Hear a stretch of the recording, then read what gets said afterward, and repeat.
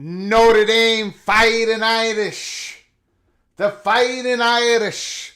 They win again. At least for one more year, for 2025. Welcome to College Football's Peek Around the Corner with your host, Greg Flugar. We cover everything in college football because we love everything in college football. And if you do as well, please subscribe to our channel. Smash the like button if you like our content. Share the video with your family and friends. If you want to donate, support this rebel outpost, the home for college football sickos.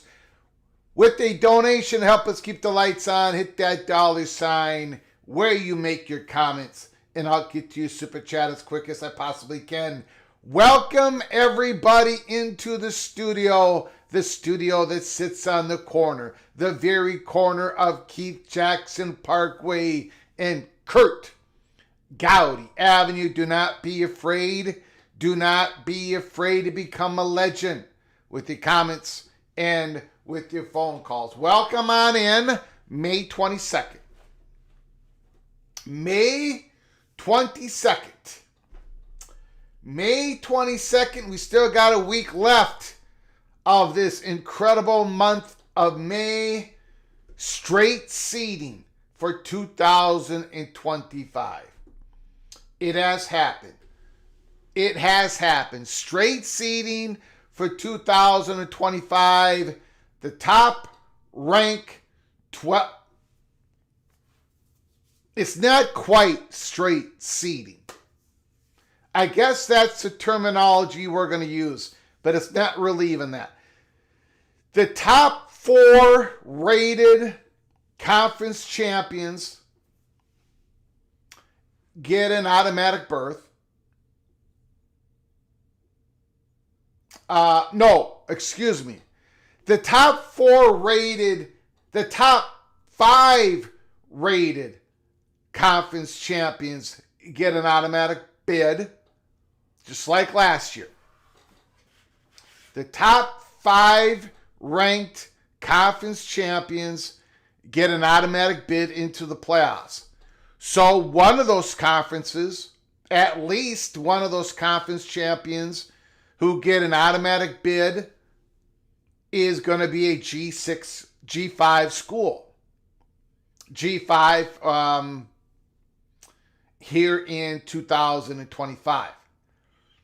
The top 4 ranked conference champions are going to get a financial benefit. So even if you're not one of the top 4 ranked teams that are going to get an automatic bye in the 2025 tournament, you're still going to get the financial benefits of a team that is going into the second round, even if you do not make it there. For example, let's say Boise State Broncos are the 4th highest ranked conference champion for 2025. But they're only the 8th ranked team overall. So Boise State is not going to get a bye in the first round. They're not. They're going to have to play in the first round. And let's say Boise State loses in the first round to the 9th place, the 9th seed. Boise State is still going to get paid $8 million like if they have gone into the second round, like they've gone in with a bye. Okay. Another part of this is Notre Dame. Remember Notre Dame fighting Irish. They could not get a first round bye in the playoffs because they could never be a conference champion because they're an independent football program. Well, now that barrier has been stripped away. The Notre Dame Fighting Irish very well could be a top 4 ranked team if CJ Carr is truly the phenom that a lot of people think he is, because Notre Dame is bringing back a lot of dudes, baby. Jadarian Price, Jeremiah Love, just to start with that, and that I was about to say true freshman cornerback there. That number 15 now he's going to be a sophomore. They've got dudes coming back. If they are in the top 4, Notre Dame is going to get a first round bye. They're going to get a first round bye. They don't have to play a conference championship game. They can skip that week. They're going to skip that week. And then if they finish in the top 4, they're going to get another bye. They're going to get another week off.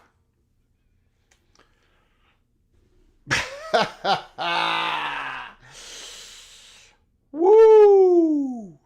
Notre Dame is drinking everybody's milkshake. The good news is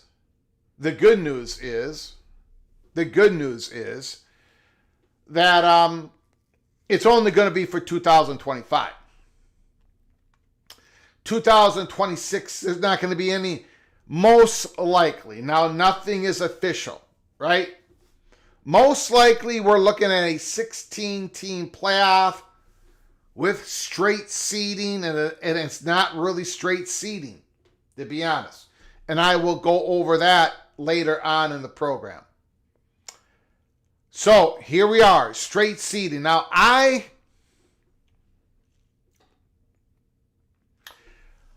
completely understand. I'm not a complete idiot, although most of you think I am. I'm not a complete moron. I I get the reasons why the Big Ten and the SEC demanded this.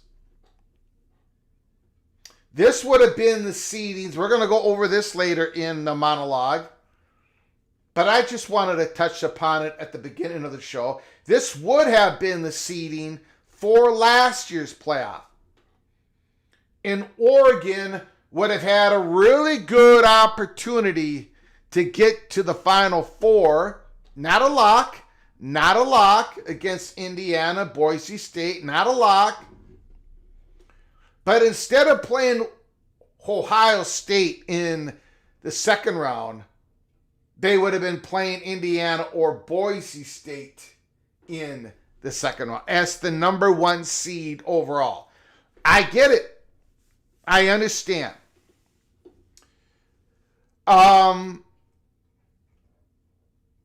And this was going to happen.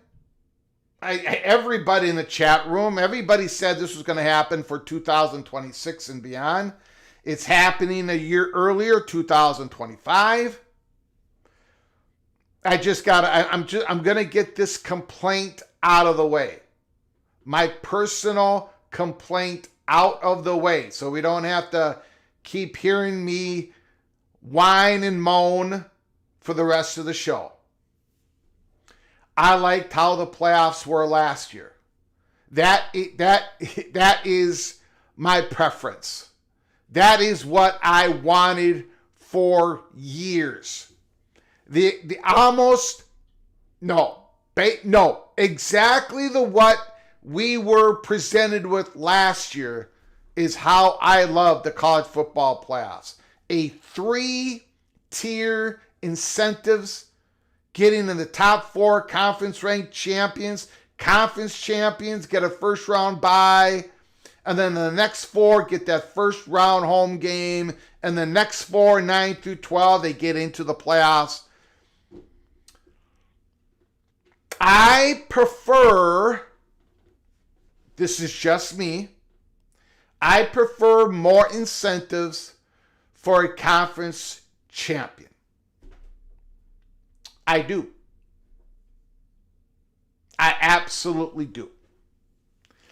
I want that conference championship game to mean more as much as it possibly can. And with straight seeding, it still has an incentive. You get an automatic bid. But for the autonomy for conferences that are about to get their auto bids, they're going to get at least every A4 conference is going to get at least 2 auto bids. So again, those conference games are just dwindling away in value and interest. With straight seeding, quote unquote, it's not straight seeding, and I'm going to show you why that is a fallacy later. The conference championship games are withering and dying before our eyes. So this is what we're going to get for 2025, which is going to make it so much easier that we're going to get it in 2026. And again, myself and Wild Ute, the Utah Ute, we're not always on the same page. In fact, I enjoy it when we're not on the same page so we can go at it. But we are on the same page when it comes to 2026. I prefer, again, it's my preference. This is my preference. It's not what I believe is going to happen. No, it's not going to go the way I want it. Of course not. I would prefer the top 4 rated conference champions. The top 4 rated conference champions of all the conferences. The top 4 rated conference champions to not be seeded any lower than number 8 for 2026 and beyond. That is my preference. when you are a top 4 rated conference champion, I think you should have a first round home game. Call me naive, call me a sucker, call me a fool, but that is my preference. Again, I do not expect to get what I want, but that's enough moaning for me. Now I'm going to listen to you all complain. We're going to go through your comments. We're going to go through your phone calls, and let's get to it. We got a lot to get to. A lot to get to. The AAC Commissioner, Mr. Panetti, they've got a plan in the American Athletic Conference, but in his interview, again, he mentioned private capital. Private capital is coming. Private capital is being in process with multiple conferences. We are going to go through that. We have got so much to get through. Let's go through the roll call. I appreciate everybody coming on in. Very humbled that anybody would want to spend any time with the fat guy from Minnesota talking about the game he loves, the history, the pageantry, the competition of college football. Thank you for joining us here at College Football's Peek Around the Corner. Chef Maul is here. The Oklahoma State Cowboy is here. Jimmy, Mr. Duck, is here. Mr. Sooner, Boomer, Bruce Harris is in the house. Florida Man, go Seminoles. K. Struthers. The Longhorn is here. Larry the Longhorn is here. Randy Taylor. Preston from Greensboro, North Carolina. Charles is in the house. Vox, Rock, Chalk, Jayhawk. Haven't seen Vox in a while. How do Flaregarians? I don't know how we're doing. Antoine Johnson. Straight seeding. Big 12 champ going to be 9 through 12 seed now.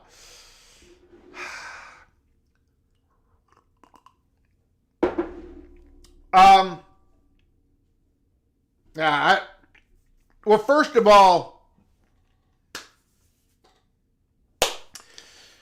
that may not happen. I mean, we might see a Big 12 team at the end of the year be seeded number 3, be seeded number 4. Arizona State could go on a big old run. We'll see how the transfer running back from Army does. And, I mean, it could happen. I want to save my rant for later on in the monologue. I'm going to save it. But I agree with Antoine Johnson. The term straight seeding is going to be used a lot. We see it all over these reports. You see it in the title of this live show. And they're going to use it for next year. Straight seeding for 2026, 1 through 16. Straight seeding.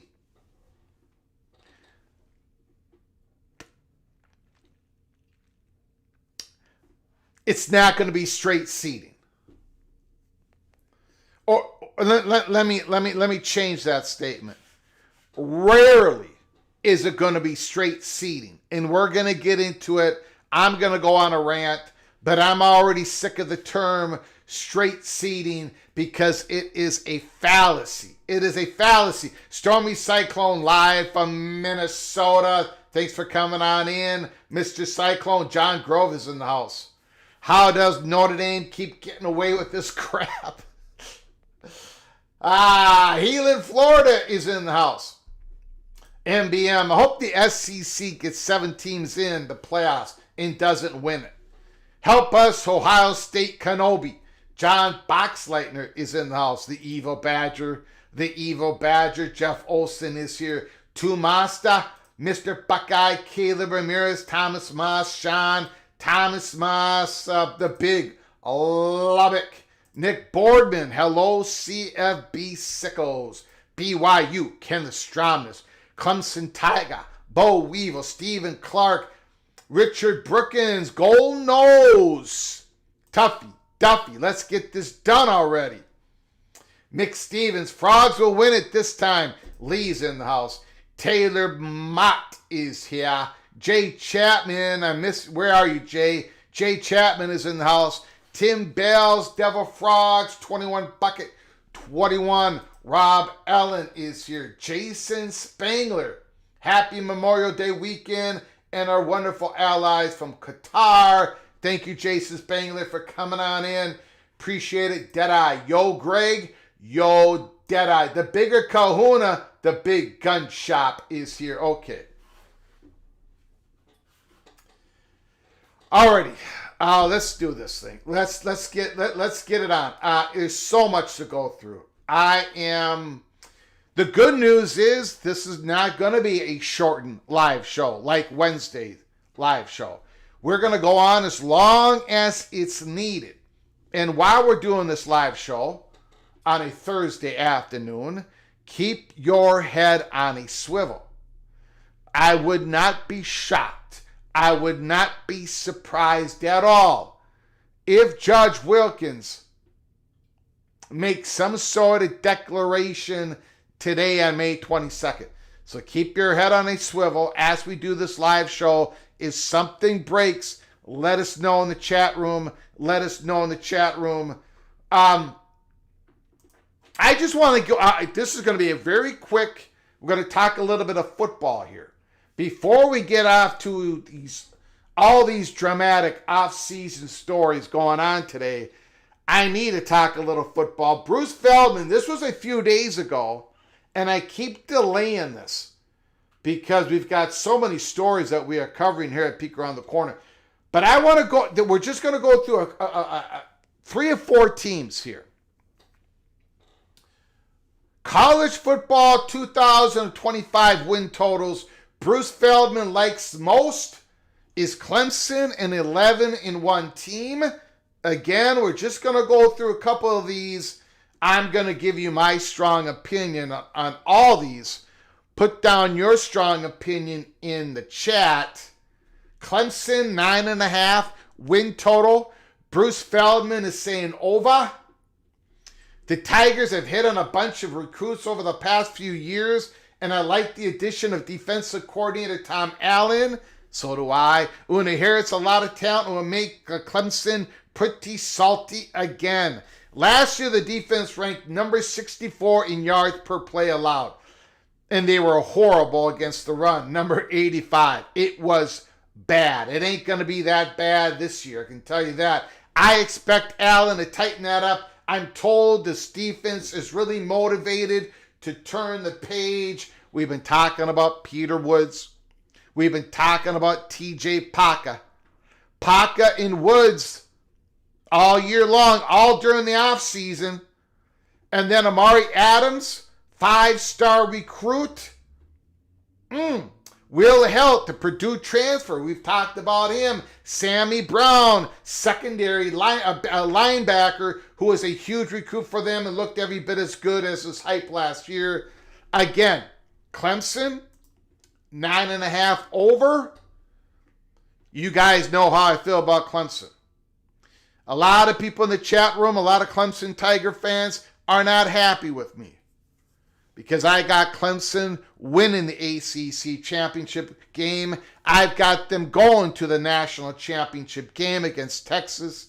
And Bo Weevil and others believe that I'm going to be Greg the Cooler again this year, but I'm not. I'm not going to be Greg the Cooler. I'm going to be Greg the Gold. Clemson is a 10-star lock to be over 9.5 wins.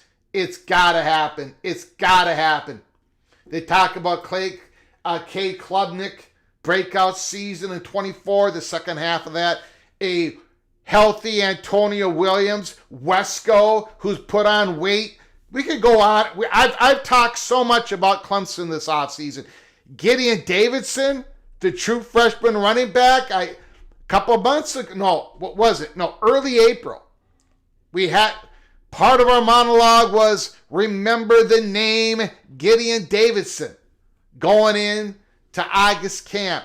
Gideon Davidson. BYU, 7.5 wins. Bruce Feldman says over. The Cougars have an experienced quarterback in Jake Ratzlaff, who they've run enough to pick up key first downs.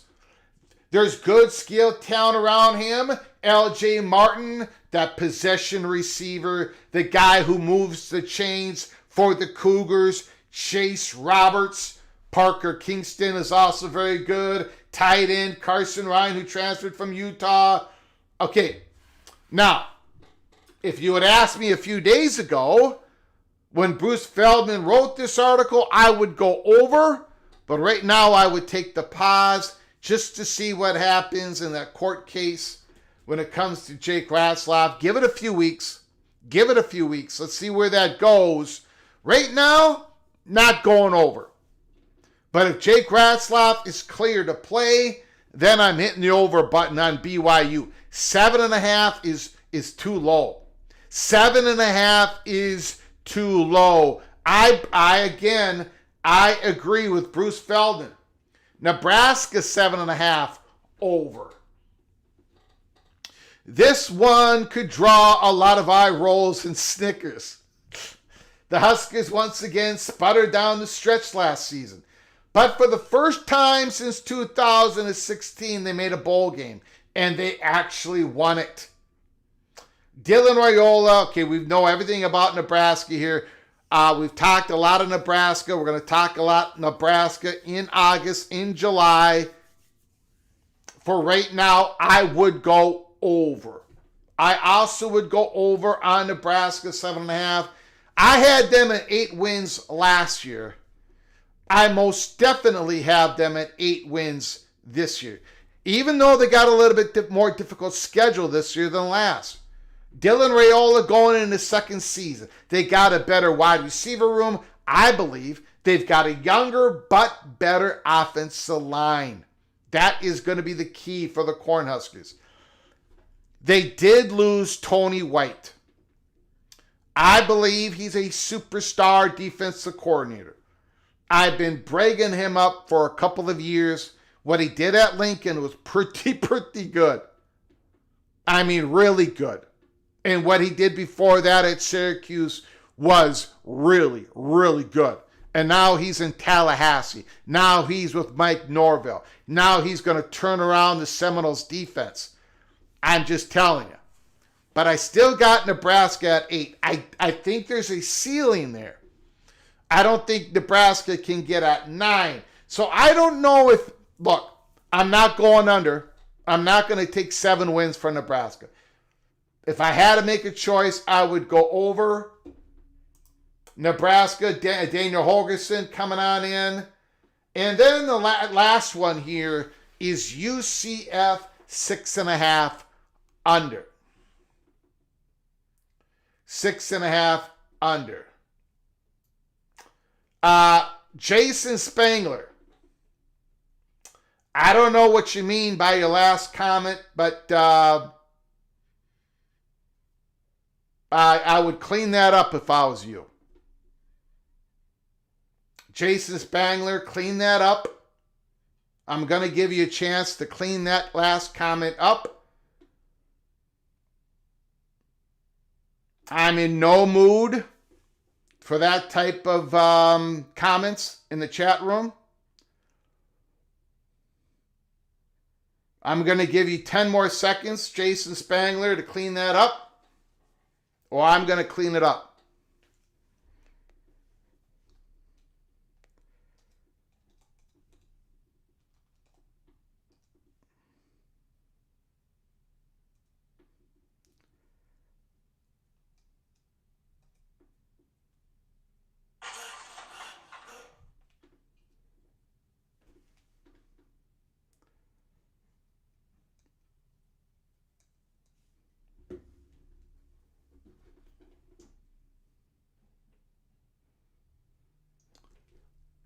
UCF 6.5 under. Scott Frost worked some wonders in Orlando in his first stint. He can find success there again, But given the roster overall here, I was surprised this number was as high as it was. UCF has to replace 4 of its 5 starting O-linemen. Taven Jackson, Ja'Cory Brown are playmakers. Again, I agree with Bruce Feldman. I could not find disagreement. Could not find disagreement. 6.5 under, I would definitely go under. Not a look. I'm going to have to see Scott Frost win some football games before I take this reemergence of UCF seriously. Okay?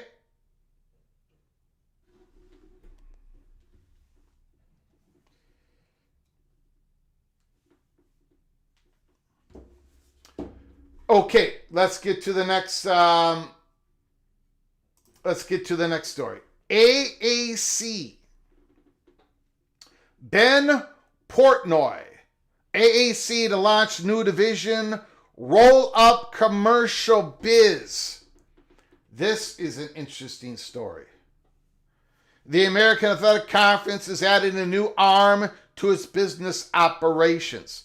The league is set to announce the creation of American Rise Ventures, a vertical designed to roll up the AAC's commercial business interests into a single entity. Commissioner Tim Pernetti told the Sports Business Journal.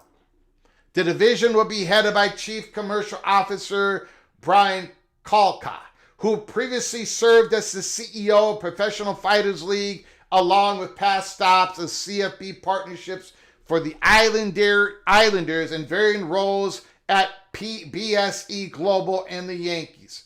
The AAC previously employed Learfield to run its sponsorship sales. Through that deal expires in June and won't be renewed. Bringing all the commercial business together in one division gives us the ability to scale things across the conference more effectively, Pernetti said, the AAC commissioner. Whether that's conference naming rights, playing surfaces, jersey patches, or any of those things, it gives us the ability to create more value for the sum of the parts.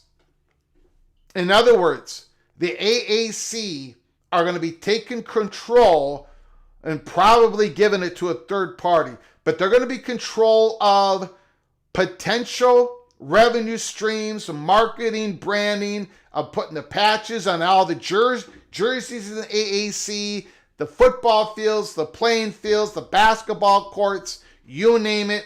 All these things in which they can market the AAC, which they can have new revenue streams. The AAC is going to take control over all of it, and they're probably going to pass it off to a third party. We're going to get to that next. RISE, RISC, which stands for Revenue, Innovation, Sports, and Entertainment, will be responsible for an amalgamation of the conference efforts around revenue generation, sponsorship strategy, media rights, brand partnership, and more.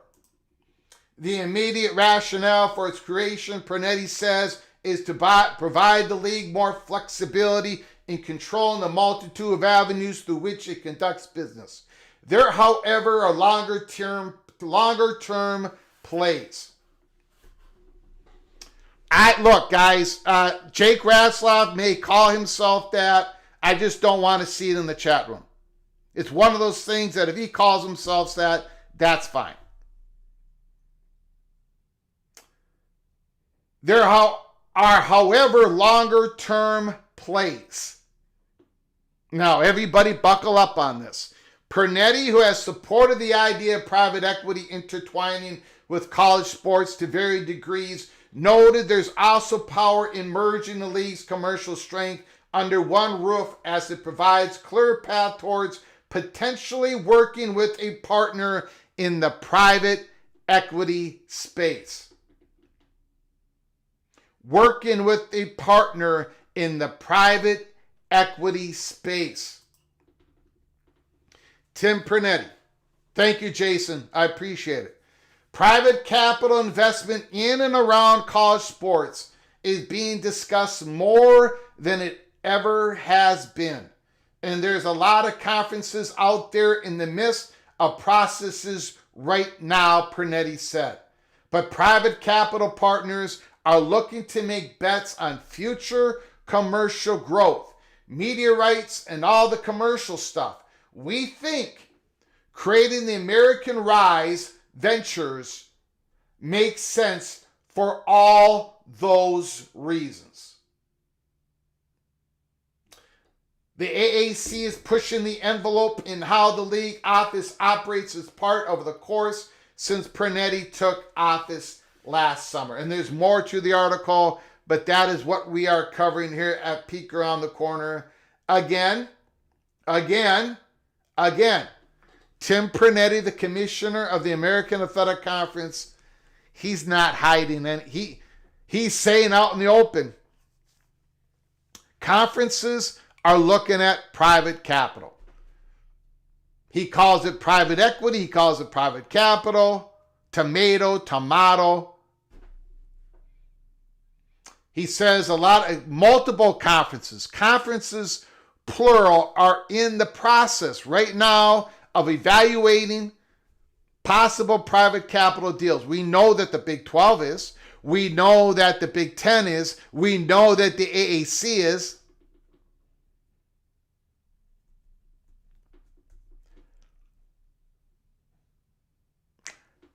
They want to be able to, these conferences, first of all, they want that cash, right? They want that boost in cash, instant cash, but they also want to push off some of these potential revenue streams that it's not part of their core business, they're not an expert at, to give it off to a private capital company that has connections with a whole bunch of different sponsorships, right? Bring all that in, the money comes flowing in, and private capital takes a slice off the top to reimburse them, and the conferences comes out ahead. That is the vision. That is the plan. Will it work? I do not know. But private capital deals are happening throughout professional sports around the world. International soccer, the Premier League, NBA basketball, NFL, and it's coming in to the college football, college athletic space. And Tim Pernetti is getting ready. All of them are getting, maybe not all of them, most of them are getting ready. And Tim Pernetti is not being shy about it. He's the one commissioner. You don't have to read tea leaves with Pernetti. He says it like it is. The AAC is getting ready. Remember about the AAC. They're already doing a little bit of this unequal revenue sharing. They're gonna eat more of what they kill. Each institution in the AAC. And remember, they also put a policy in that each athletic department has to have a minimum investment in the revenue sports of basketball and football. The AAC, I believe that was Tim Pernetti giving flowers to a Tulane, giving flowers, a bouquet of flowers to Memphis, making sure they don't look westward, making sure that they're the commissioners letting Tulane and Memphis know that we're going to take care of you. You see what the ACC is doing for Florida State, Clemson, and Miami? We're going to take care of Tulane. We're going to take care of Memphis as long as you continue to win. Oh, and by the way, we are willing to wheel in deal on private capital. Is the Pac-12 ready to do anything like that? Probably not. They don't even have an 8th member yet. They're not even a conference yet. So Tim Pernetti is getting out in front. It's almost like Tim Pernetti is almost acting like a head coach of your favorite football team, where he's got to recruit his own players every single day because of the world of this new transfer portal and NIL, where somebody can come in and tamper and snipe one of your top players away. Tim Pernetti is recruiting his own institutions, it seems like weekly and monthly, to make sure that there is no poaching going on from a fellow G6 conference. And I think private capital, private equity, whatever you want to call it, I think that is all part of the plan for Tim Pernetti. Really interesting article. Ben Portnoy, give it a read, give it a read, give it a read now. Give it a read. Beautiful article. Anthony Carlson, holy smokes. I'll be temporary off my membership, Greg. Had an issue with my old card and getting a new one. We'll be back on the early peak soon. No problem, Anthony Carlson. Sparty, thank you for all your generosity. Really, you have put in way more than any. I'm so appreciative of everything you've ever done for us, Mr. Spartans, Anthony Carlson. I am happy that you are a member for 13 months. Holy smokes. 13 months. Spartans has had to listen to the Golden Goal for voice. It's got to be torture. It's got to be. In East Lansing, they don't talk like this. In East Lansing, they talk normal. They can articulate, but not the fat guy from Minnesota. Thank you so much, Anthony Carlson. I appreciate your generosity. You are officially knighted. Cloak and dagger. Cloak and dagger.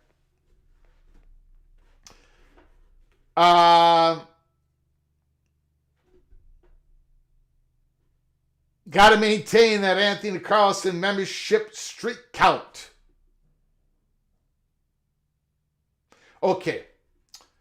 We've got more to get to. We've already went over Bruce Feldman's over win totals, which I agree with. Over under win totals for 4 different programs that I think are a lock. We went through the AAC story. But we got to go to our main story here. This is the big one, ladies and gentlemen. This is the big one.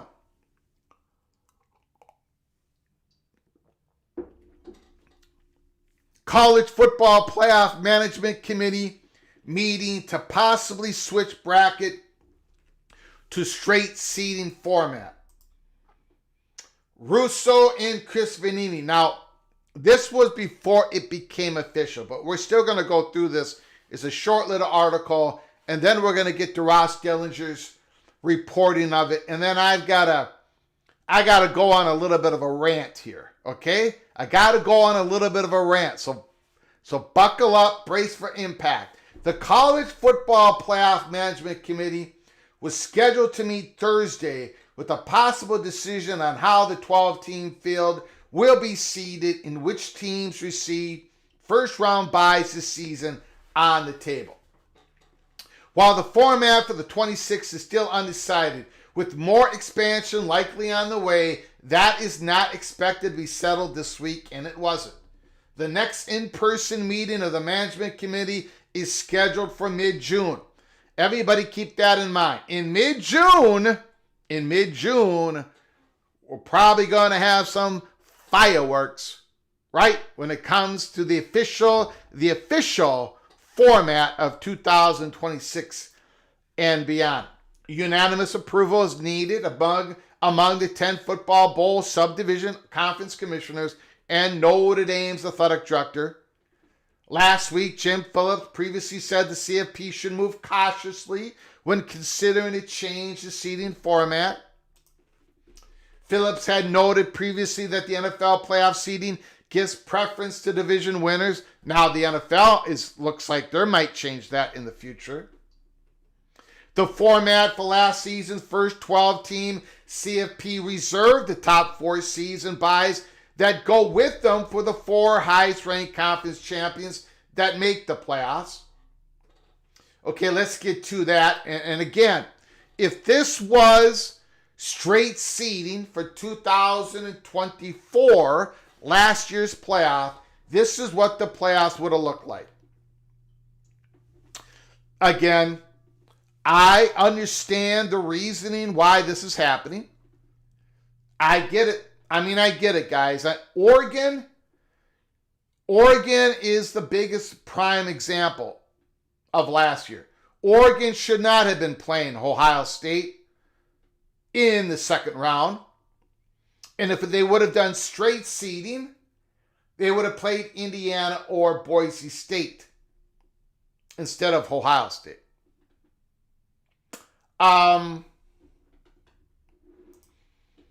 Ross Dellinger.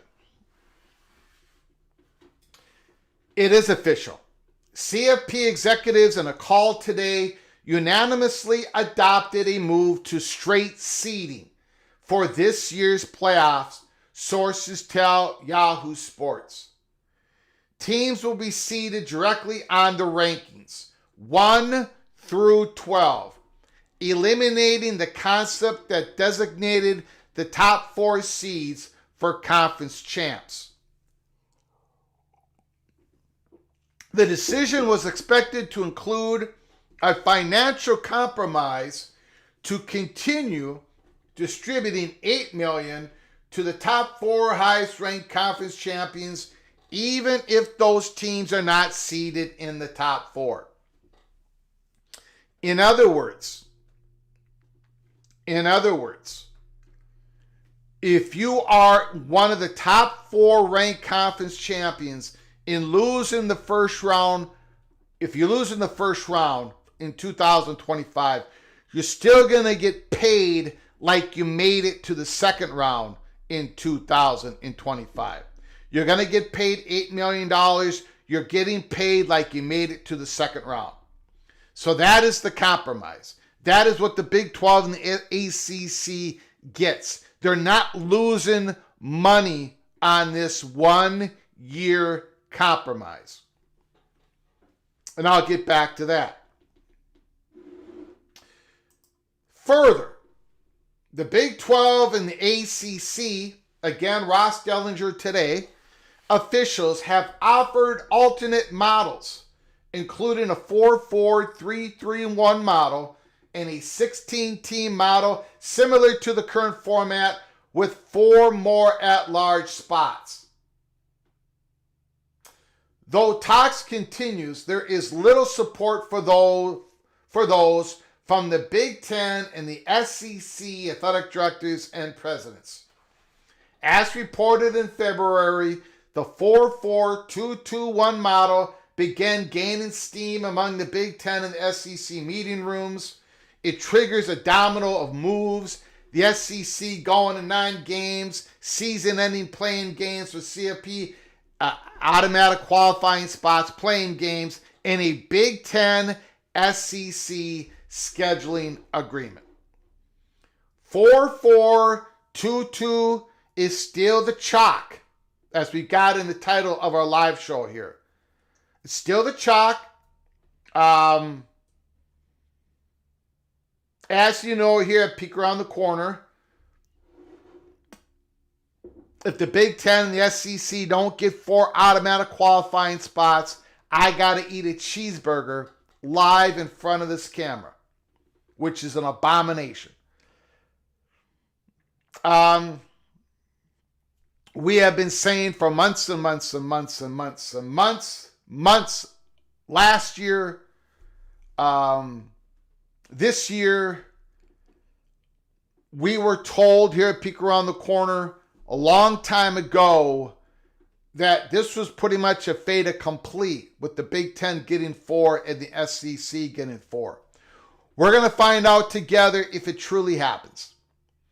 But they've already gamed this out. They're well on they have this in their plans for quite a long time. The advisory meetings between the SEC and the Big Ten, they've aligned themselves together on all these issues. When the SEC figured out they're going to get more money from ESPN to have a 9th conference game, they're going to get more money to have a scheduling agreement with the Big Ten. All these planes are going to start landing, although the first one, the House versus NCAA, that big plane has to land first but these other ones are just going to land right afterwards.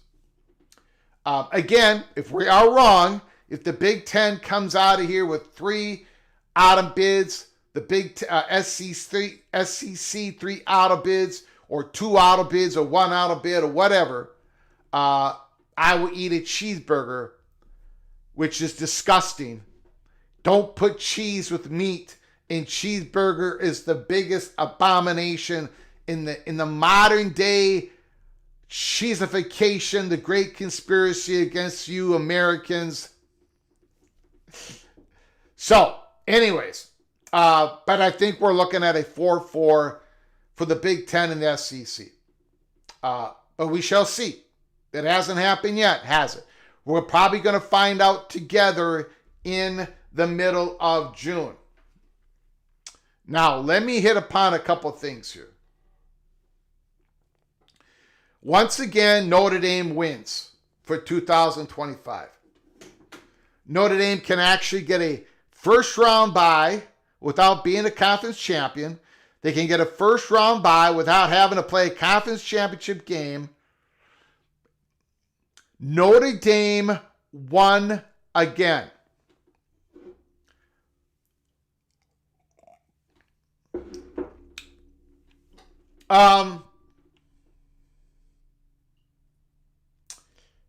Congratulations to the Notre Dame Fighting Irish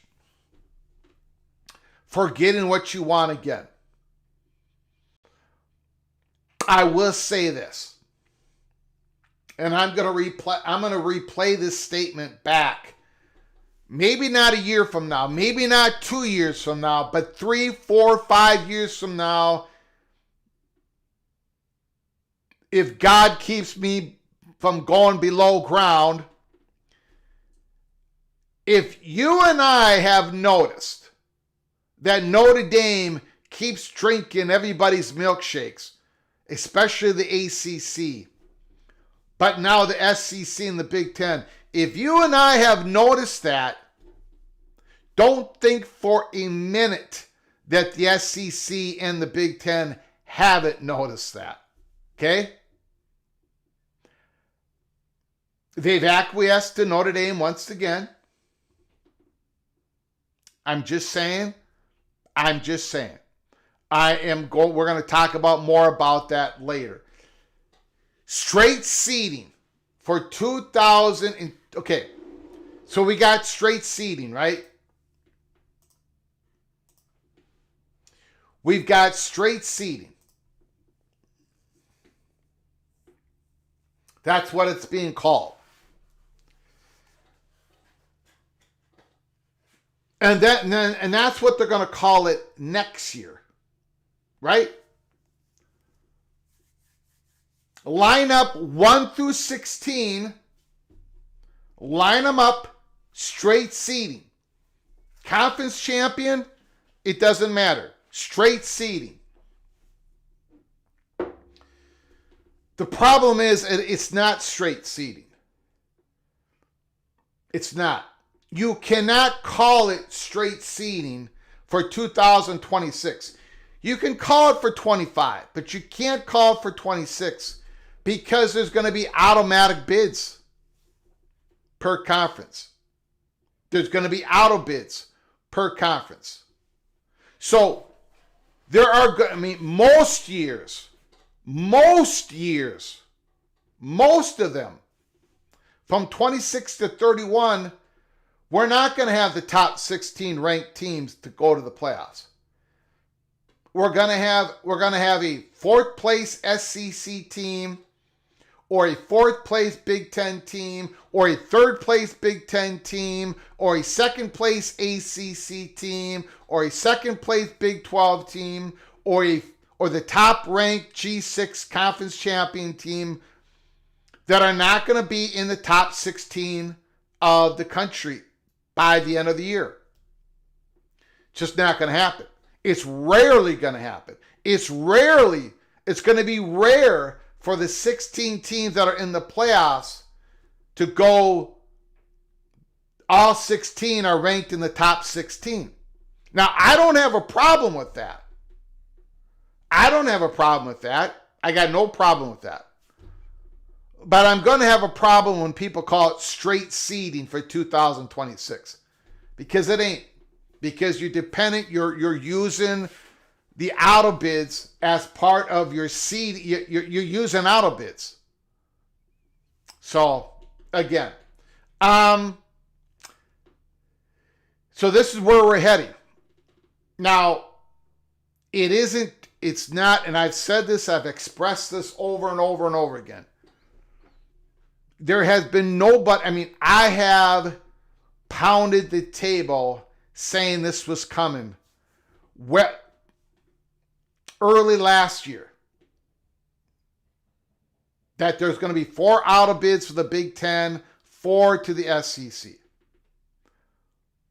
And the reason why we talk so strongly about it on September 9th live show is because there was a door open to us with there was a door open to us on information in regards to the Big Ten media partners, and that this is what they wanted for a couple of different reasons. I did a whole live show on it. If you missed it, go back to September 9th of last year. So I have reported on this. It looks like it's going to happen. But as a personal preference, I don't like any of this, to be honest. I don't like it. But when it happens for 2026, I am going to find myself enjoying reporting on, following with all of you, doing watch parties, talking about the conference races, who's going to get into the play-in games, and it is going to be fun. It is. But the biggest problem I have with it, it's too permanent. It's too permanent. You can't put the toothpaste back in the tube. If we would have had auto bids to fill out 90% of the college basketball tournament over the last 20 years, the SEC would have never gotten all those teams into the playoffs last year. Things change. Nothing remains the same. What if one of these conferences punch beyond their weight class? And I'm not just talking Big 12 ACC. I'm talking the SEC. I'm talking the Big 10. I'm talking about one of these G6 conferences. What if they punch above their weight? What if they consistently for the next 3 years do better than what the structure allows them when it comes to playoff access? Is there going to be an easy switch to switch it over? Maybe the ACC should have 3 auto bids. Maybe they should have 4 3 years from now. Or maybe the Big 12 should have 3 auto bids or 4 auto bids. Maybe the Big 10 should go down to 3 auto bids. Maybe the SEC should go down to 3 auto bids. Maybe the SEC should go up to 5 auto bids. Maybe the G6 should go to 2 auto bids. I don't like the permanency of this. So I'm hoping, I am praying, bring it on. Bring on the auto bids. Bring it on, bring it on, bring it on, bring it on, blah, blah, blah, blah, blah, blah, blah, blah, blah, as we have reported for months. That I want there to be some sort of mechanism, a look-in, to change the numbers based upon performance. Not based upon power, not based upon the distribution money, not based upon performance. Now maybe, most likely the numbers, if I got my way, most likely the numbers would not change. I got to be honest. The SEC is still the best college football conference in the country. Some Big Ten people disagree with me. That's fine. I believe the Big Ten is the second best. And I think they're a lot better than a lot of people in the chat room give them credit for, especially the so-called bottom half of the conference. So you can say I'm pro Big Ten, even though I knocked them quite a bit. I think the ACC and the Big 12 are basically neck and neck. The ACC is better top half. The Big 12 is better throughout. And I think there's some programs in the G6 that can still make some noise. Arizona State was an eyelash. What was it? 4th and 10, 4th and 8, 4th and 13. I don't quite remember what it was. They were one play away from beating the Texas Longhorns. What if they would have? What if Arizona State would have went to the semifinals? What if they would have went to the championship game and got beat? Does the Big 12, do they have an opportunity to add another auto bid? What about this year with Clemson? I think Clemson's going to be fantastic. Again, all the Clemson fans in the chat room are now rolling their eyes and saying, God, please shut up, Greg. Fat guy from Minnesota, shut your mouth. I can't help it. I love Clemson this year. I love Louisville this year. I love Louisville this year. What if they go to the playoffs? What if they go to the championship game? Or both go to the semifinals? Does the ACC have an opportunity to go to 3 auto bids in a couple of years? I don't like the permanency of it. That is my problem. Bring on these auto bids. Bring them on. We're going to have fun following the conference race. I think it is going to work. I think in many ways, I think it's going to work. In many different ways. One, we're all going to be looking at the conference races more. More teams are still going to have a pathway to the playoffs more than ever. It's going to take some of the subjectivity out, some of it out. It's going to possibly create more bigger non-conference games because the conference games are more important. Maybe we could create more value within the regular season that could get more eyeballs, that could get more money, more games later into the season versus now. And then you're going to have the play-in games. They're going to be dramatic. You're going to involve more teams in the play-in games, more people going to more football games, more opportunities. Yeah, bring it on. I'm fine. Bring it on. I'm gonna love it. Eventually. Even this old guy can adapt. I'm gonna love it. However, make it so it can change. The numbers can change. It is the reason why I have always wanted a collective bargaining agreement versus a federal carve-out, versus an antitrust exemption from the government. Because the collective bargaining agreement can always changes between labor and ownership in the professional sports leagues. It always changes. Sometimes ownership says, yeah, this ain't working for us. We're going to negotiate on this. And sometimes labor says, hey, this ain't working for us. We're going to negotiate on that. And then there's there's trading, there's mediation. And that changes every 5, 6, 7 years, whatever. But because I'm so depressed on the chances of a collective bargaining agreement actually happening, now I'm praying for 5 senators to somehow pull the miracle shot to get a carve out so we can save the sport we love. That is where, so again, don't want to go down too many rabbit holes, but I am going to be okay with the auto bids. And for those morons out there that keep confusing what I want and what we have reported on, I'm not going to be able to ever help you.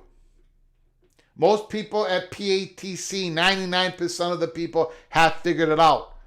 We have aggressively reported on Big Ten's 4 auto bids since early last year, since September especially. Ryan Thomas can admit, Ryan Thomas in the chat room, he knows that we've been doing this, and he also knows that I don't like it. Two things can be true at once. Anyways, we're going to get to your phone calls. I spent too much time babbling here at Peek Around the Corner. Ricky Tungate, my goodness. Mr. Hoosier, I always enjoy helping you out and all the info you provide. Enjoy your Memorial Day. My goodness. Thank you so very much. Wow. Aww. Mr. Tungate, I do appreciate all the help you have given us here at Peek Around the Corner, helping us keep the lights on here. All your support, I'm so very humbled. Very, very, very humbled by all your support. Thank you for watching our show. Thank you for all the contributions you have made. Indiana Hoosiers, Fernando Mendoza. Woo! You know how much I loved him last year at California? Not only his skill, but his emotion, his leadership. I think Indiana Hoosier fans who don't, who just look at the stat sheet for Fernando Mendoza, they're missing part of what makes this guy special. It's his emotion. Kind of reminds me of Jack Ratzlaff, what he does for BYU. You're never out of the game with Mendoza. You're never out of the game with Kirk Cignetti there. Yikes. Could be another special season for the Hoosier. Thank you, Ricky Tungate. I do appreciate it. Gold Black 45. My goodness. Gold Black 45. Hold on a second. We're having a little bit of issue there. Gold Black 45, thank you so much for the membership. Ellis Utaga. Hayden Maxwell received a gift membership. Hayden Maxwell, when you get an opportunity, please say thank you to Gold Black 45 for his generosity. Both of you are knighted, cloak and dagger. Mr. Hayden Maxwell, that means you can go to our library of episodes and watch all the episodes. They're all open to you, including the episodes, early peak cloak and dagger, members only episodes, and of course all the other episodes, over 400 of them that we have produced over 2.5 years. I appreciate it, Go Black 45. Thank you so very much. Ryan Willett. I didn't mean that I was leaving in my previous. I meant that I'm tired of the selective hearing by people in the chat. Thank you so much for the super chat, Ryan Willie. Yeah, there's a lot of stuff going on in the chat room, Mr. Ryan Willie. I try to keep up. I know there's a lot of elbow throwing. Usually it's pretty clean. But I get it, Ryan Willie. There is a lot of things that I say in this show that somebody will send me a DM. I get this every day, by the way. Someone will send me a DM and somebody on X is saying, Greg Pflugar said this. And it's like, no, I did not say that. In fact, I've been saying the opposite for months. But people have selective hearing, or they just want to lie. Ryan Willie, people like to troll. People like to lie. So Ryan Willie, I appreciate it so very much for your generosity. Once again, Evil Badger, you are a very good Evil Badger. No doubt about that. Gold Black 45. Greg, are there any shocking teams you have heard about in regards to the next wave of realignment? No shocking teams at all. Really, the only team I'm looking at is North Carolina, because there are the ones that need to pull the trigger on the next wave of realignment. If they're not pulling the trigger because of state politics of the Board of Governors, whatever internal politics or internal personnel, like Bubba Cunningham, all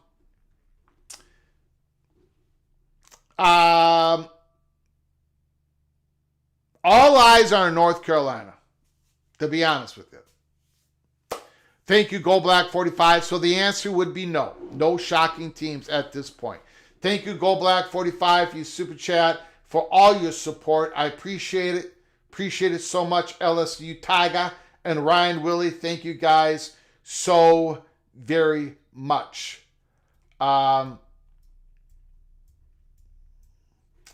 Florida man, if Norvell doesn't turn it around at Florida State and gets canned, who does Florida State gamble on next? I would love for that man to be Tony White. But you got to see how Florida State does defensively this year. And maybe that's too big of a gamble. Tony White's first real head coaching job should be probably not in Tallahassee, right? So it probably won't be Tony White. But Tony White is, look, I say this from a Gopher perspective, from a Big Ten perspective. Nebraska's defense, before Tony White got there, was as soft as tissue paper. We all just bowled over Nebraska. Ran them over. Everybody. When Tony White got there, and they still didn't have they didn't have the talent that they needed.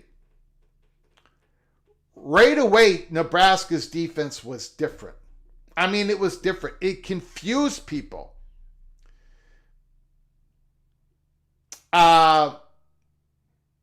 He does different formations out there. He does the 3-5. I know people in Tallahassee has read all this, but he confused a lot of teams over the last couple of years at Nebraska. And he kept Nebraska in the game. Nebraska made it to a bowl game last year, and it was in largely due to Tony White. Of course, they got a really skilled quarterback, Dylan Raiola. But I don't think Tony White probably won't be the guy. So, probably won't be the guy. All right, let's get to your phone calls. The phone lines are open. 763-260-1333.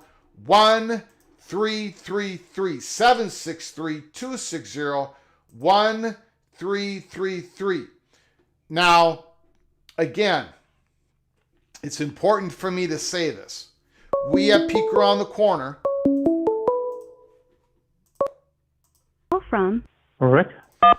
Rick, can you hold on for just 1 second, please? Yeah, we can. I apologize. I should have said this before I open up the phone lines. So I do apologize for that. I just want to make this clear for everybody at Peek Around the Corner.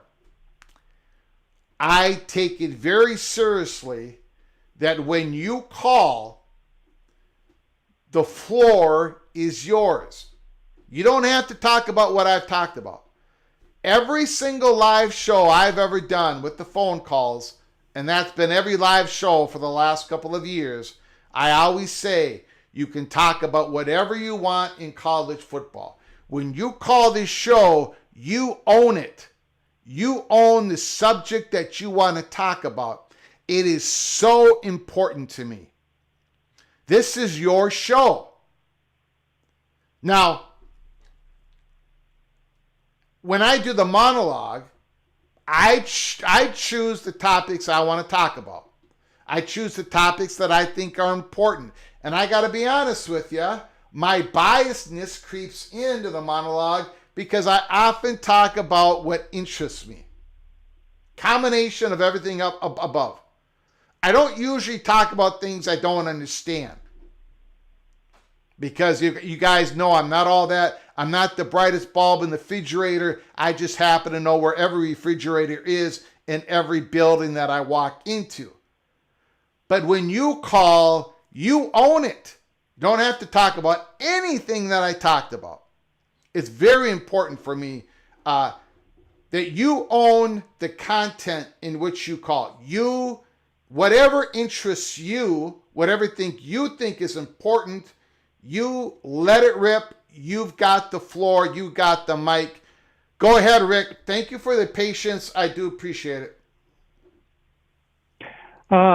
Wow, what an intro, because that's exactly what I'm doing, is calling to talk about something other than straight seating. Beautiful.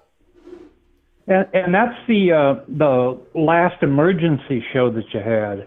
I didn't get to see it, but then I got to see it on replay later on in the day. And that's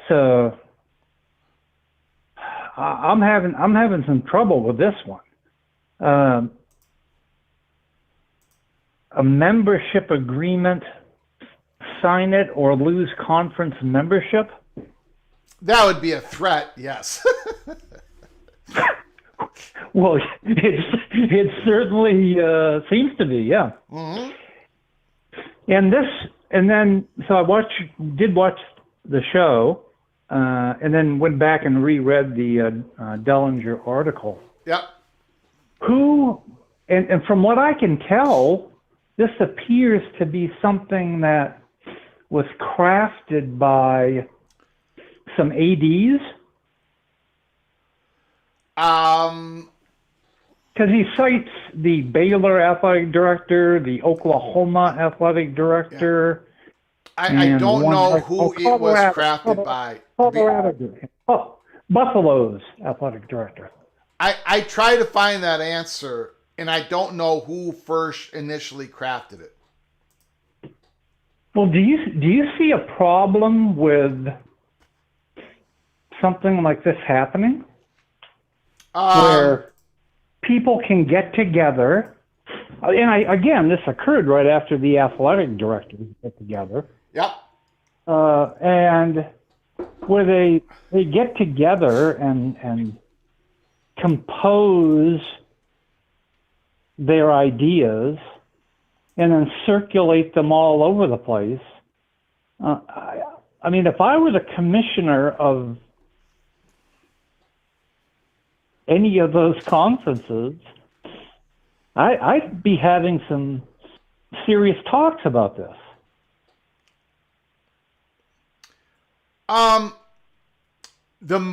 Okay, so a lot of what I'm going to say is speculation, obviously, okay?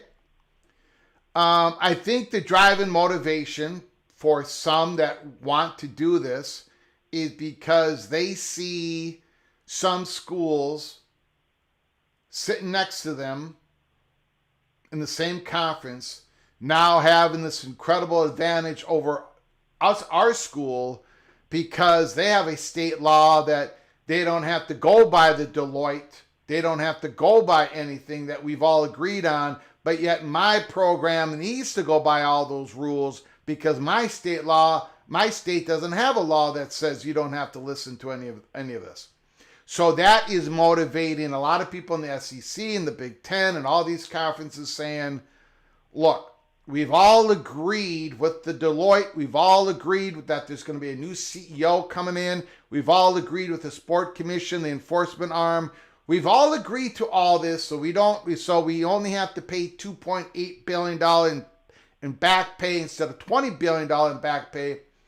Therefore, we're going to recommit ourselves. We're going to sign this piece of paper, and we're going to agree that we're not going to help out on the suits that are going to be filed all over the country. But as an institution, you're not going to involve yourself in these suits, and you're not going to sue the rest of us because, by the way, you signed on the dotted line when it came to this settlement in the first place. I'm just giving you the motivations behind it. So that's what I believe. That's why I think whether this actually happens or not, I have no idea. No idea. Well, I get the motivation behind it. Mm-hmm. That's totally understandable. It's the method under which it occurred. Mm-hmm. Isn't it something that should be taken up with the commissioners? Oh, I'm sure the commissioners are involved in this.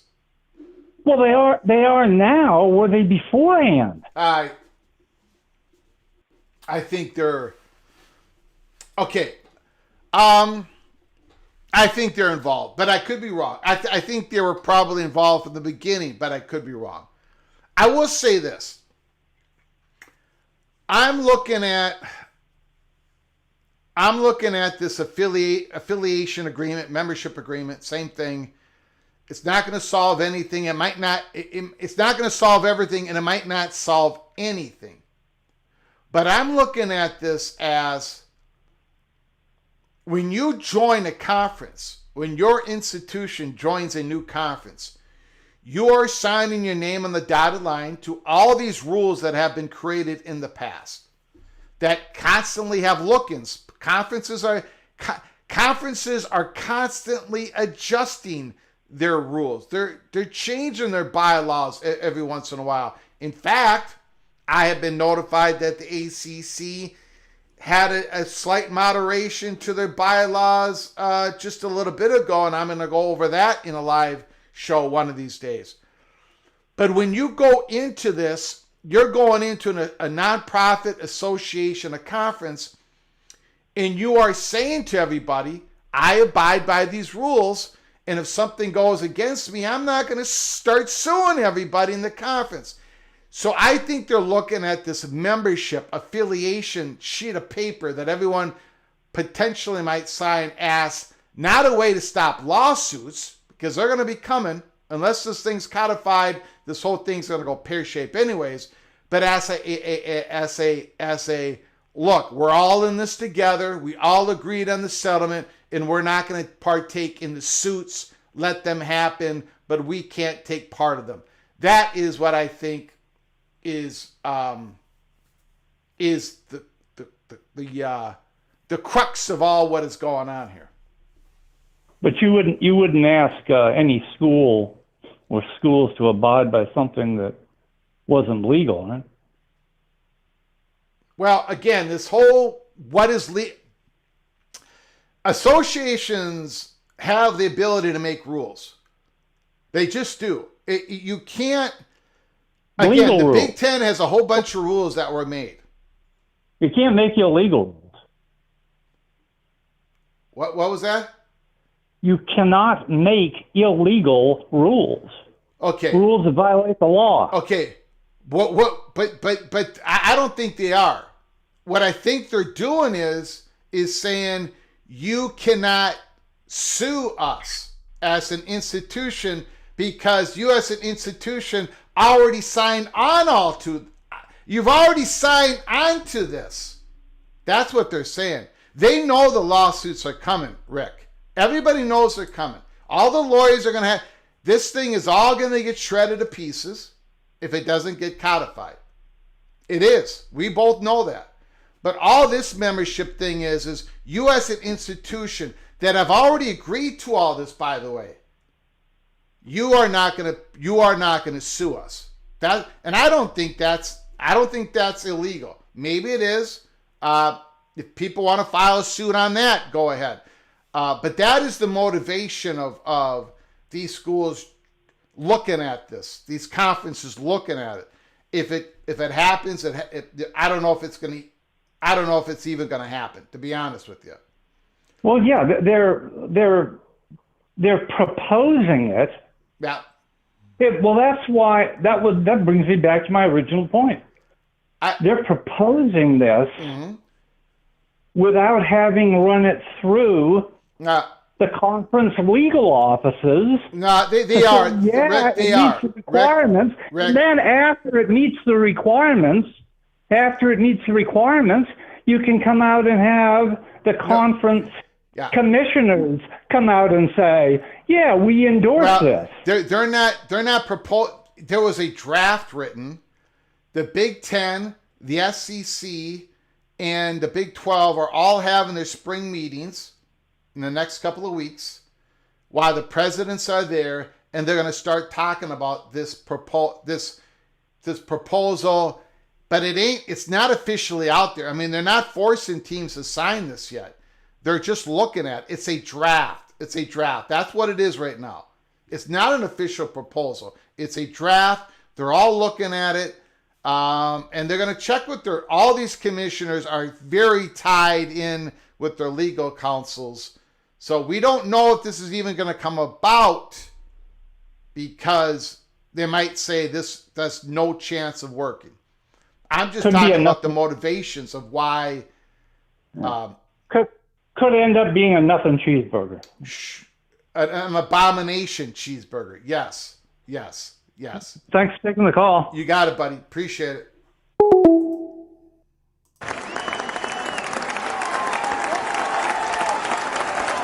I don't think I get what Rick is saying, but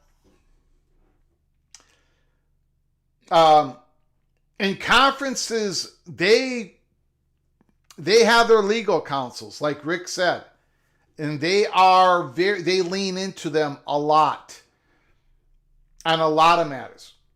They make sure that, they try to make sure, look, anybody can sue anything.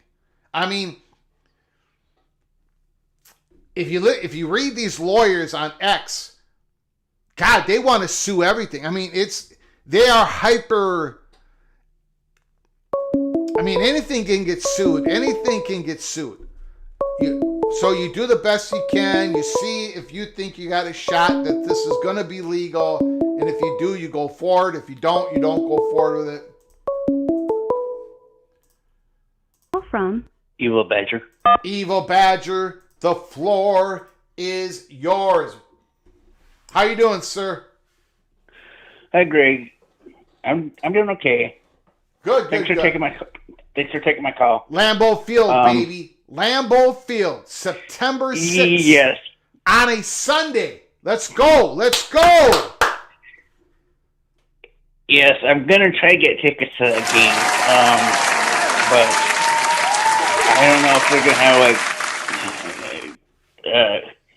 accessible seating for me. Yep. But before I get to my main topic, yes, sir. About Notre Dame, yes, sir. I have a little beef with Ryan Thomas. Got it, Mr. BYU. I seen LSU or the Ryan Brooks. Yeah, Ryan Brooks. Ryan Brooks, the one that was picking on the Evil Badgers in yesterday's episode. Okay.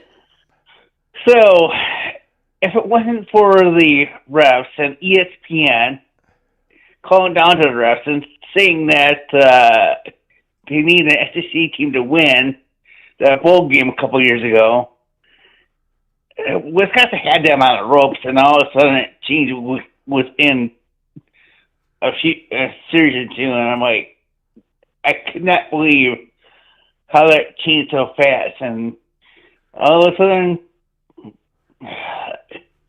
so it's only because of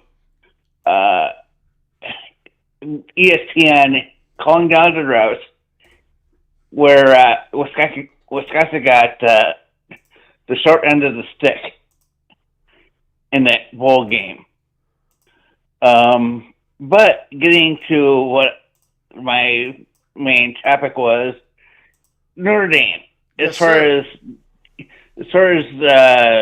USC goes, I think they're making a big mistake of making that agreement with Clemson, because now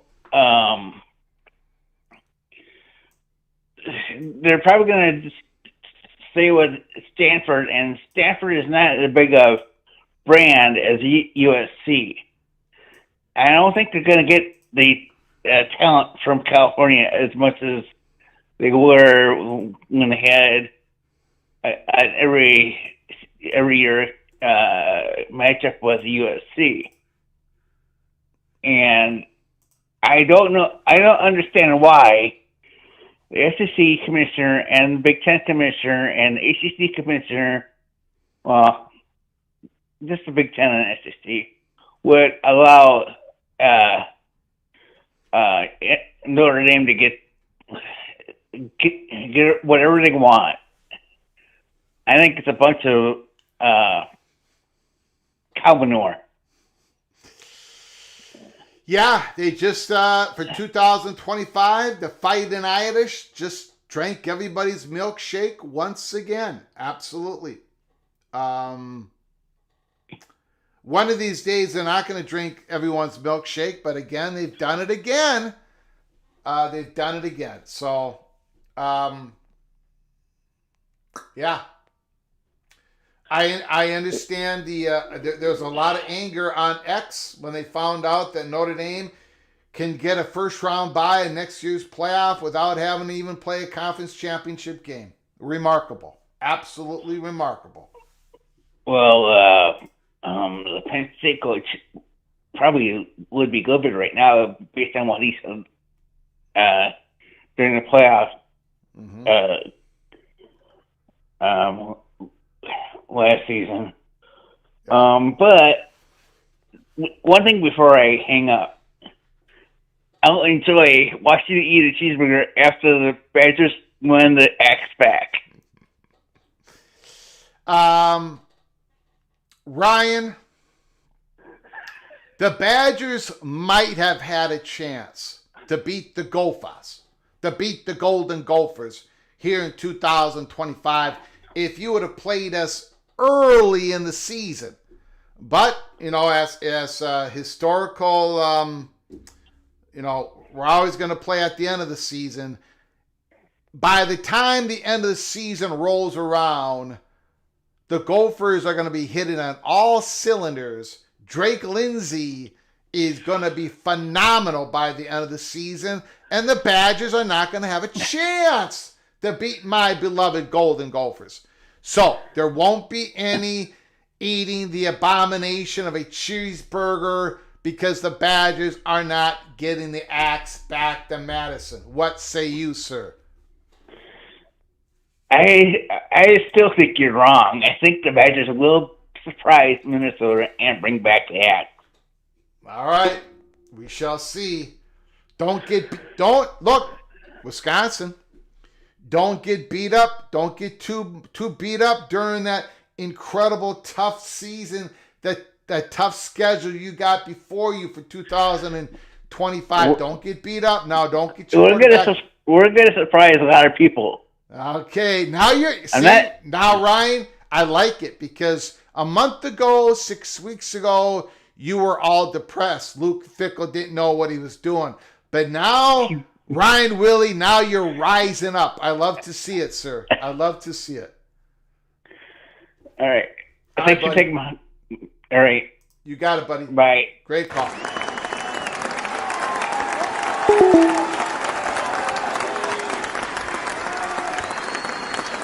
Thanks for coming on in, Mix. Gophers will smoke Wisconsin again this year. Wisconsin will have quit on their lame duck coach by then.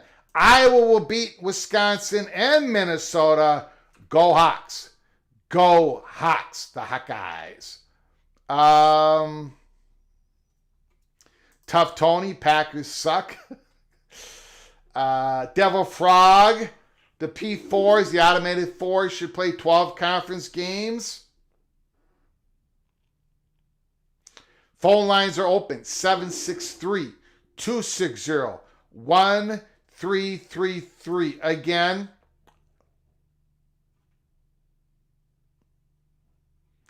hopefully soon, we're going to have news on Judge Wilkins.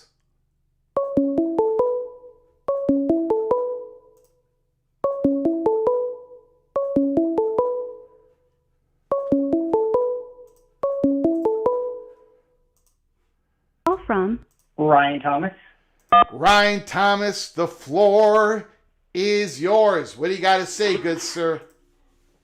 So, Greg, my understanding is for the changes for this straight seating for 2025/26, that all of them had to unanimously agree to that. Yeah. So, what do you think the Big 12 and ACC and G5 got for that?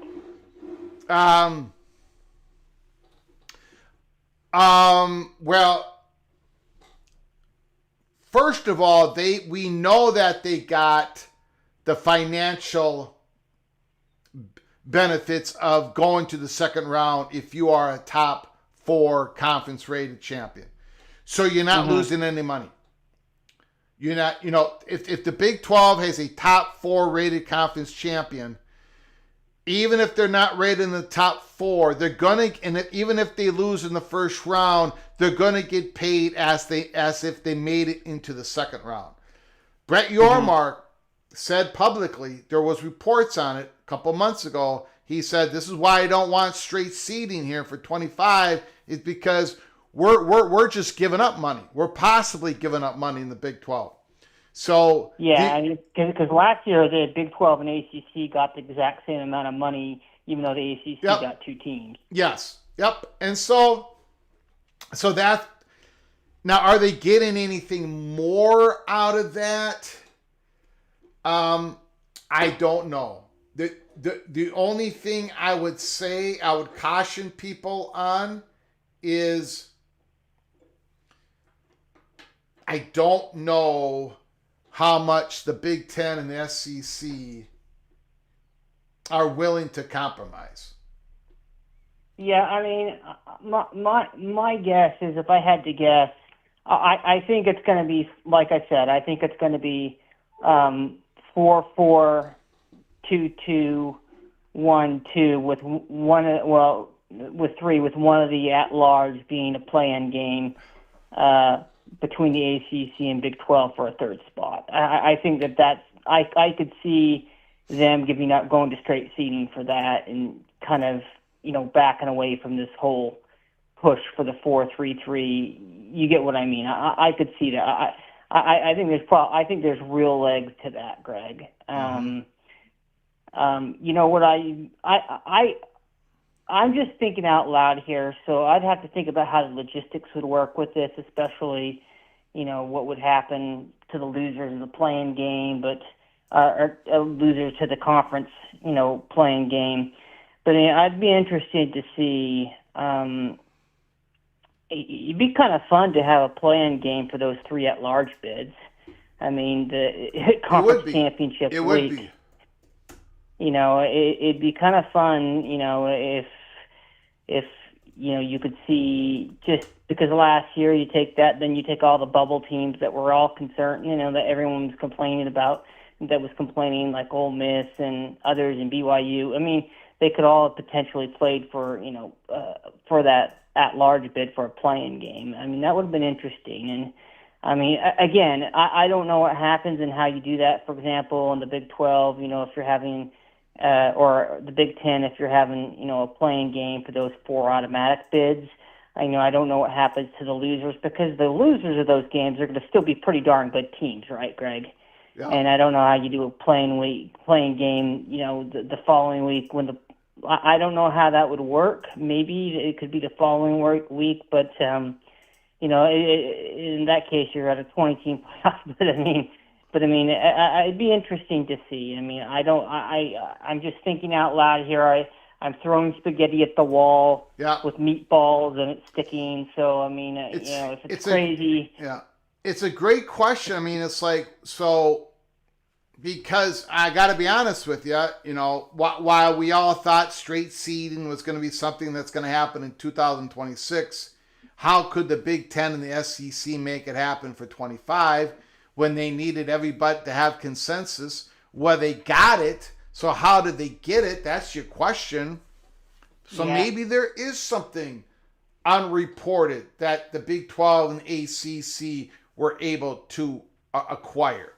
And I think it might be that play-in game. I don't think there's a coincidence to that, because, I mean, in reality, I mean, they can have the 4-2-2, 1-3 shoved right down their throats without any, without anything they could do about it, and So I could see that one concession for doing that, because if the SEC in a 16-team playoff, the SEC and Big Ten walk away with 5 bids each, or because they got two at-large spots, I think they could live with that. And I don't know. I mean, certainly, I know people around there saying, "Oh, the conference championship games are going away," blah blah blah blah blah blah blah blah.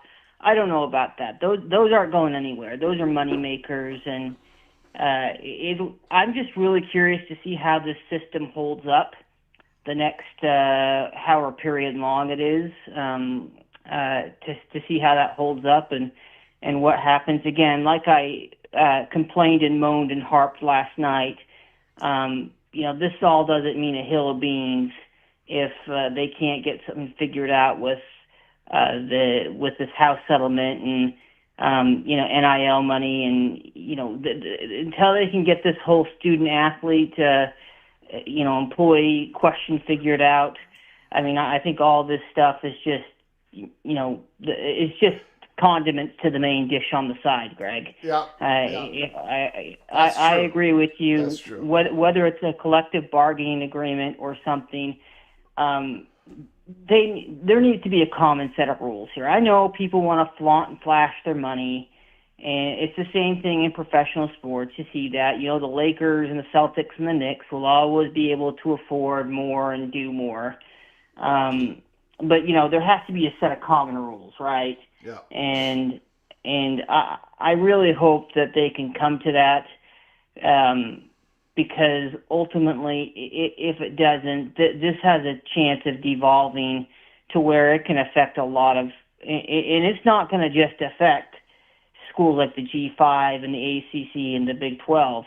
This is going to affect a lot of your, lower end brands too, or not lower end, but the smaller brands in the Big Ten and the SEC, right? I mean, if we're getting to this, how does a Minnesota or an Indiana or Northwestern compete if all of a sudden there's no limits or rules, and Ohio State, they've got billions of NIL money. I mean, it comes to that point, if that makes sense, Greg. I don't know if it's making any sense, but ultimately there needs to be a set of rules here, and these folks need to quit playing games, because the last thing we want this doing is blowing up and getting rejected by Judge Wilkins and having this all go back to the courtroom. That's the last thing we want. Yeah. I mean, that would be like taking a beautiful bone-in, dry-aged ribeye, Greg, and basically cooking it to leather on the grill of well done, and topping it with American cheese and ketchup. That's what that would be, Greg. And we don't want that happening. I'm glad to see the Gopher on Badger, the Badger on Gopher violence here in the PATC community. I'm all for that, but I'm going to let the next callers come in. I'll let the battle of Ryans go on, but this Ryan's not involved. But thanks a lot for the show, and thanks to all the callers for all you guys do. Take care. You got it. Appreciate it, my friend. Thank you.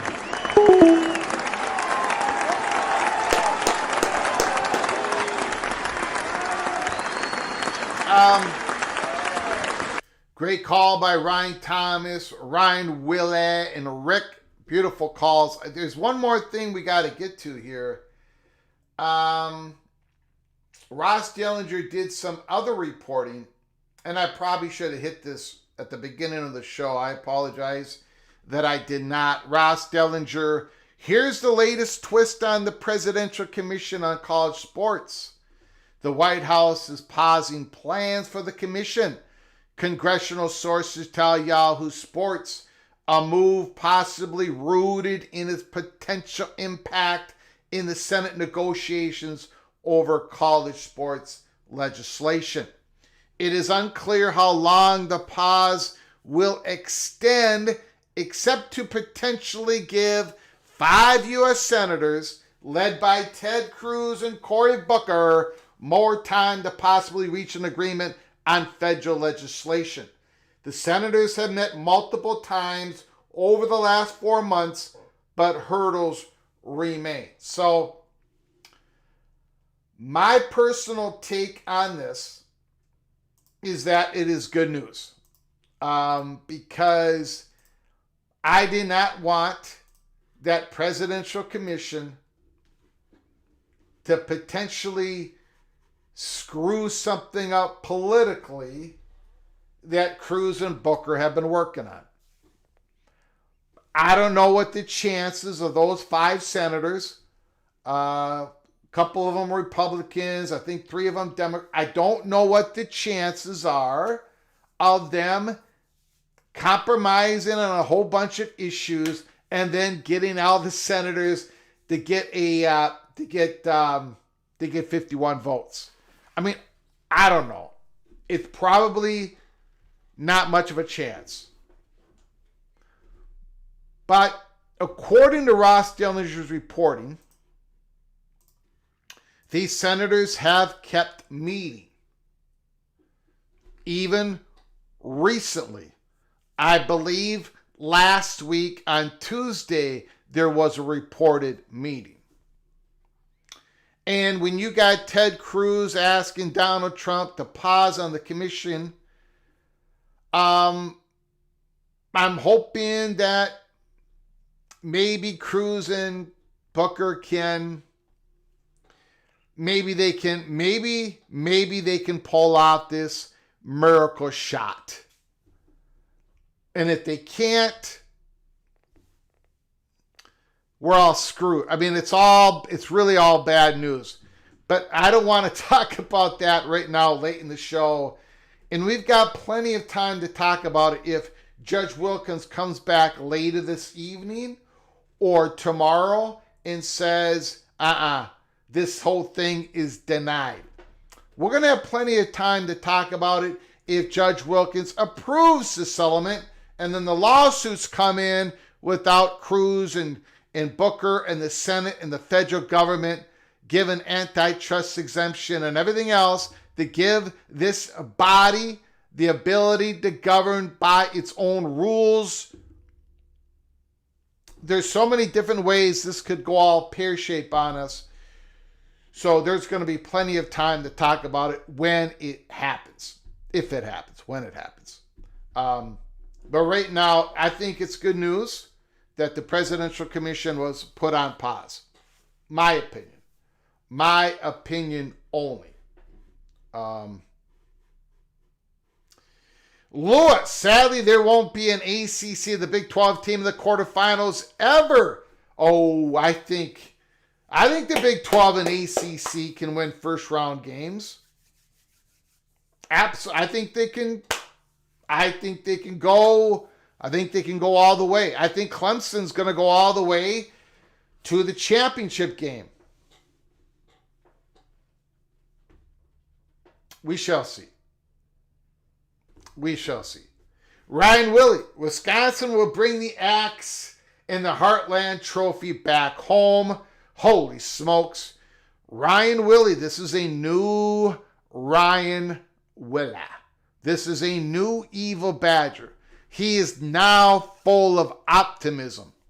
There must be something coming out of those spring football practices that Ryan Willie liked. Something Luke Fickle. Ryan Willie is liking the Madison Kool-Aid right now. He's all pumped up, ready to go. I kind of like to see it. I like to see it, Ryan Willie. Thank you so much for the super chat. I appreciate your friendship and your kindness, all your generosity. Thank you so very much. King Spleen, I generally dislike the new seating agreement. So do I. So do I.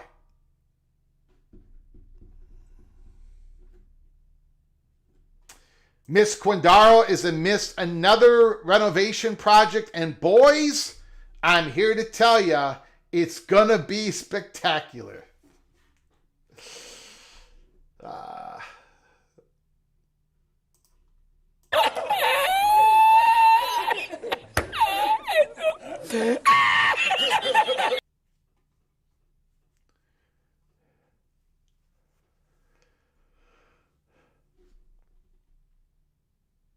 Okay. We're going to wrap it up. We've been on the air for almost 2 hours. I appreciate everybody coming on in. A great live show on a Tuesday, May 22nd. If you just joined us, you can go back to the beginning of the show. We covered a lot. I'm telling you, we covered a lot. We did the old straight seeding, compromise, whatever just happened, it happened. For 2025, going to a straight seeding, the Notre Dame Fighting Irish now can finish in the top 4 and get a first round bye, even though they don't even have to play in a conference championship game. But all that is for one single year. 2025, 2026 is going to be looking differently. We think the chalk still remains 16 teams with 4-4-2-2-1-3 as the chalk, as the model. When it comes to the auto bids, we shall find out together here at Peek Around the Corner. Helmer Hennison, thank you so much for the super chat. Which is more likely, Minnesota beating Wisconsin in 25 or 26, or Michigan beating Ohio State in 25? That's a good question. Minnesota beating Wisconsin in 25 and 26.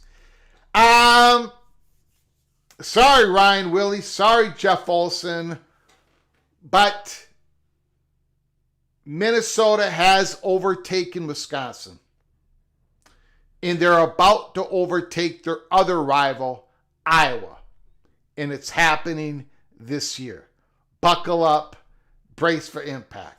Helmer Hennison, I appreciate the super chat. And again, Michigan, can they do it again? Of course they can do it again. But of course you can do it again. Of course. 2 really new quarterbacks probably going to be playing in the game. Sayan and Underwood, potentially. We don't know that for sure. Long ways to go from here to there. But I'm going to say Minnesota beating Wisconsin 25 and 26. I want to thank Anthony Carlson, Ricky Tungate, Go Black 45, Ryan Willie, and Helmer Hennison for your very generous donations. Thank you for all the support, helping us keep the lights on. I want to thank Ryan Willie, Ryan Thomas, Rick for the phone calls. I do appreciate it. I want to thank all of you for the wonderful chats, for the comments in the chat room. Thank you guys so very much for all your support. We are very humbled here at Peek Around the Corner, myself and the Little General.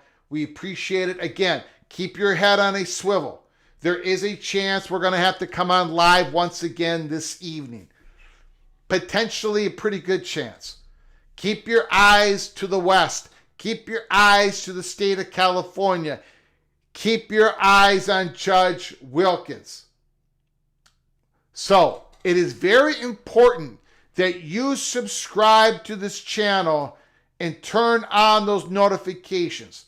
Because when that news hits, deny, delay, or approval, when it hits, we are coming in live here at Peek Around the Corner.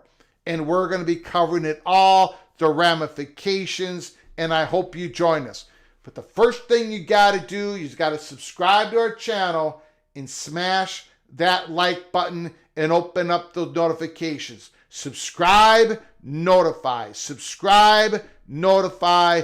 Buckle up. Brace for impact. Big news. Good, bad, ugly, pretty. It's all up to you for you to decide, but it's coming down pretty soon. Until next time, from all of us at College Football's Peek Around the Corner, to all of you, please, you all take great care of each other. Thank you so very much.